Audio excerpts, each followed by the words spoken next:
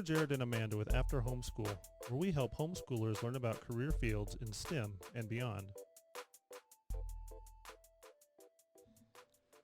Hello, everyone, and welcome to another episode of After Homeschool. In our last episode, we had a great interview with Delane McCune, who has a long history of engineering work, and she had a really great podcast with her, learning about mechanical and nuclear engineering and teaching and everything. So this time we wanted to, instead of doing an interview next, we wanted to talk about kind of one of the things fundamental that people who are going into a STEM career need to know. It'd be better off if they knew now to really help them get a leg up, and that is the importance of having good experience to go on a resume from an early age. And so what the heck is a resume, or you might also hear the term curriculum vitae or CV typically. So usually hear resume or CV. CV is usually more for people who are academics and have a lot more items they're going to put on there, like published papers and things like that. So we'll really just focus on resumes, but you might hear CV. So what is a resume? A resume is kind of a detail of your professional experience that would be relevant to an employer or anyone who wants to deal with you professionally. And so things that would go on there, so say after you graduate from college, and getting ready to go try to get a job, you would have the school you went to, your education, what your degree was, typically what your grade point average was, what kind of clubs you were involved in, what volunteer experience you had, anything like that that's really relevant. The problem is, so say you're a high school student, you don't have a college degree to put on a resume, but you might still need a resume to get entry-level jobs, even at like Chick-fil-A, say, or some other place, or a computer repair shop or anything like that. It's still good to have a resume to show what your experience is. But a lot of people, when they're younger, like 17, 18, they don't have really anything in mind to put on there. So Amanda and I wanted to take a little time here and just give you some ideas of things that you should be putting on a resume, or ideas of things you can do, activities you should get involved in now to help build up kind of a professional image for yourself that you could put on a resume or on a LinkedIn page. And I think we'll do another podcast about LinkedIn later. So Amanda, what are some of your ideas? So the biggest thing with a resume is you want to try to bridge yourself between where you are and where you want to be. And so the whole, concept behind this podcast is to try to get you there. And so if you have a general idea of, say you want to pursue engineering, then you should have engineering related things on your resume. And I know that sounds like so far above like where you're at, but you can get really creative and start to add things that will, the biggest thing, right, is whoever is reading your resume, you want it to have the feel that you want it to project. So like say you want to go into a technical field, you should start catering your resume to have a technical feel to it. So I'll touch on a few things and then allow Jared to as well. So one thing you can do, right, is find a hobby. So something you really enjoy that's related to the field you want to get into. For one, you'll learn a lot of insight into that field, and so you'll get a really good feel on whether or not you want to spend your life doing that particular work. So for instance, right, say you're really into robotics, you can pick up programming, and you can actually list whatever language you learn to program with on your resume as a skill. Say you get into some type of league with robotics, right? That league now you're a member of, you can put that on your resume.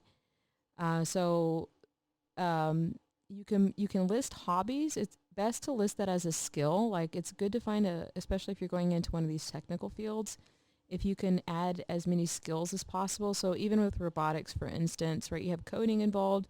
If you're going to be building physical robots, you can actually do some CAD. Maybe you might do AutoCAD or Fusion 360, which is a free program. We'll probably talk about that on a later episode. So if you're into CAD, check that out.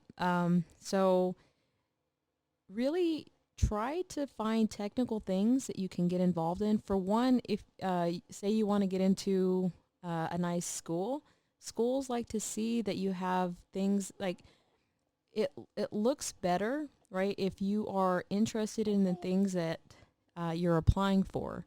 So if you want to get into mechanical engineering and the admissions, whoever is in charge of admissions, right, the people that tell you whether you can get into a school or not, they're going to look at your resume and say, oh, the student looks like they're really excited in this field, and they've actually proven themselves because they have these particular things listed on there.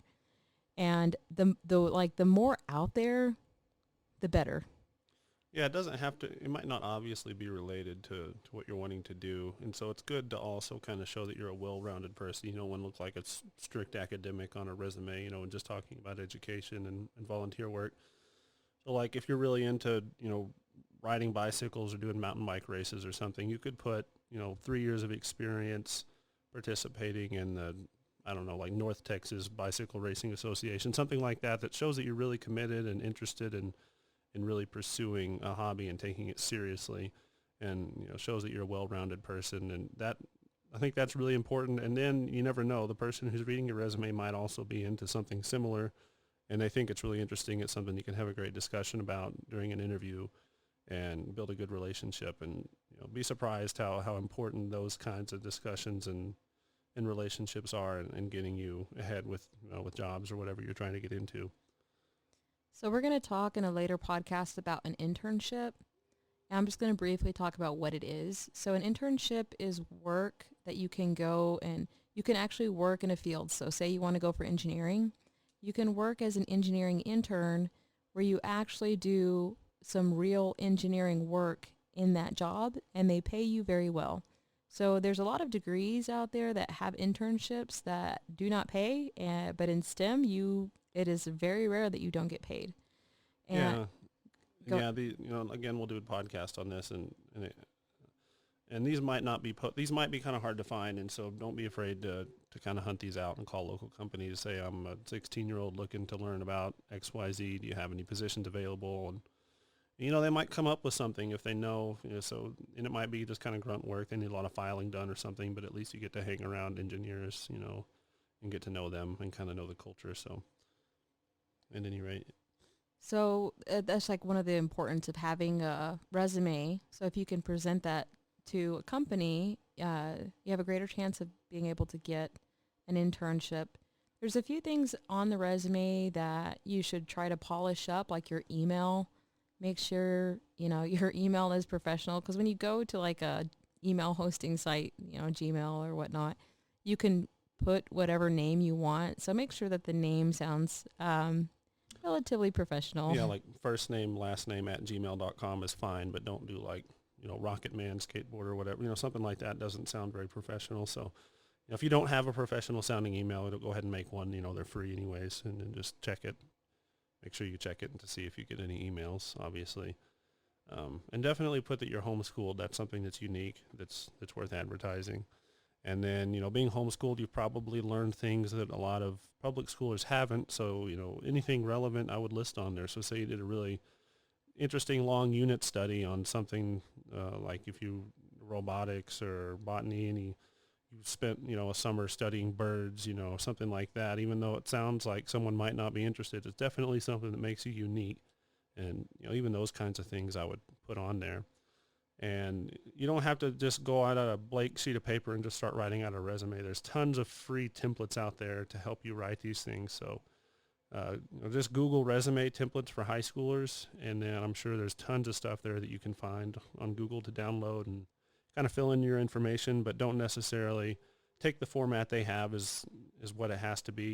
You're welcome to kind of reformat it to tailor your personality and the way you think it should look. A lot of people put photographs. I think that's cheesy, but a lot of people think it's appropriate and kind of making them look graphically appealing. And it's very important to make sure there's no spelling errors or grammatical errors on a resume, because if you're trying to get a job, you don't want the first professional impression of you to be that you can't spell or something. Even if you can't spell, make sure that you don't have spelling errors on your resume. Get someone to proofread it, definitely, at least one or two people, to make sure there's nothing wrong. One of the biggest tips I used to give my students when they wrote their resumes is, if the person that you've given your resume to has to work to read through your resume, they won't.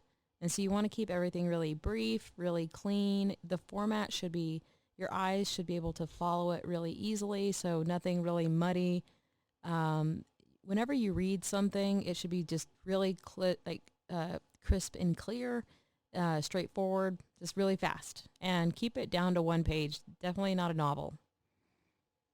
Yeah, so as you get further along in your career, it can be challenging to keep it to one page, but it's really important because a hiring manager typically has a stack of resumes to look at, and so if it's more than one page, it's going to be annoying to them, and they're just going to read the top of it anyways, and you'll either get a deeper look or go in the trash bin. So don't worry about being extremely detailed. Just put the high points on there, and be able to talk about them if you get an interview. Something that also gives it a really good presentation if you're handing a physical piece of paper to somebody is using heavier weight paper. So you can use 28 or 32 pound paper. There's also professional paper. Definitely don't go with a weird color, like just leave it white.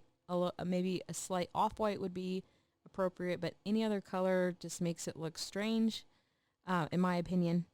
And then they have like this textured resume paper, like it specifically says resume paper. When someone feels it, it's kind of like getting like a warm hug, a warm professional hug. Mm-hmm. So it just like, there's some ways that you can really stand out from the crowd.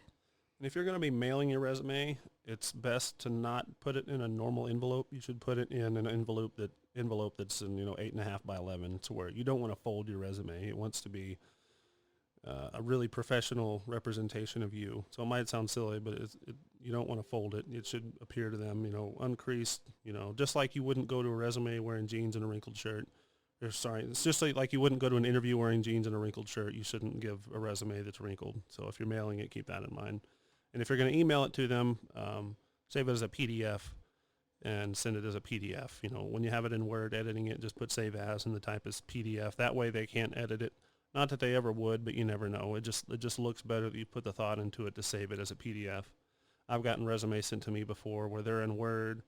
And I'm like, come on, you couldn't save it as a PDF. And then a lot of times they wrote it in a different version of Word, and so the formatting got messed up, and now it's 2 pages and only like a bullet bleeds over to the second page, and it just looks really, really unprofessional, and I just kind of ignore those resumes. So. When you attach your resume too, make sure that the name is appropriate. You could put your first and last name in resume, your last name in resume. Just make sure it sounds really professional. Remember that your resume, a lot of times we've moved away from a culture that is face-to-face. And so a lot of times your resume is essentially your only chance of introducing yourself. So make sure that you do your best job at presenting yourself the way that you wish to be seen as. Yeah. So again, just kind of recapping, those are kind of some of the tips on how to have a professional looking resume, but just kind of try to think outside the box. Hobbies that you've had might not sound professionally relevant, but they may very well be. So put those in there under like a skills section. Typically, I would have like education, work experience, and then skills, kind of the format for my resume. And so I had dirt biking experience. So I had 7 years of racing in the Texas State Championship Enduro circuit. And so you might have something similar with whatever you're into. And then definitely put that you were homeschooled. Once you get to the college level, it's not normal typically to include high school on there. But at your point, before you go to college, obviously you need to have your high school on there. And then any relevant coursework that you've done that kind of stands out, that sets you apart, is really important. So, and then volunteer work, it might seem unethical to put volunteer work on a resume. I know you don't do it for the purpose of getting recognition for it, but again, it shows that you're a well-rounded person and that you're committed to something bigger than yourself, and that goes a long way, and it really makes it makes you kind of stand out as someone who cares. So I think that's important. I think that about covers it. So, the font, make sure your font is consistent throughout it. Do not change your font. Yep. So. Other than that, have fun with it. Think outside of the box. People really like to see, resumes can be creative, to a certain extent. You don't want to be too noisy to where, again, that someone has to work to read your resume. But really, your resume should resonate who you are. So definitely don't take out you as an individual. It shouldn't be too dry to where, if you're a dry person and you have a dry resume, that's perfect. Mhm. Yeah, that's probably true. So, okay, well, I think that's it for today. Thank you for listening. If you have any questions or comments, leave them in the comment section, and we appreciate your time listening with us.